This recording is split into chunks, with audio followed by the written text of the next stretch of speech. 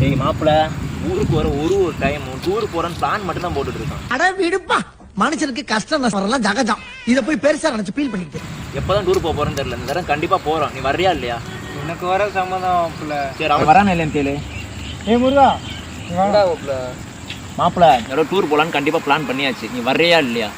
ஏன்டா மாப்பிள்ள, எனக்கு லீவ் தரதே பெருசா இருக்கு. நல்ல நாளைக்கு இதுல வந்து டூர் போறது நம்ம. இந்த ஓனர் லைன்ல மாப்பிள்ள பேசுங்க.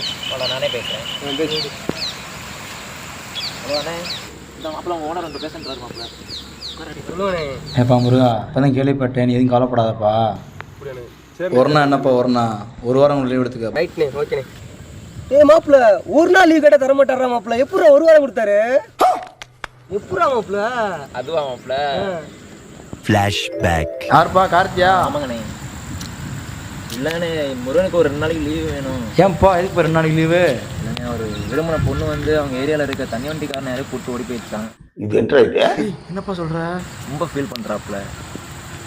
அதான் இங்கே ஏதாவது வந்து எசப்போசக்காக இருமோன்றக்காக எங்கள் கூட ஒரு நாளைக்கு வச்சு பார்த்துக்கலாமேன்றக்காக கேட்குறேண்ணே.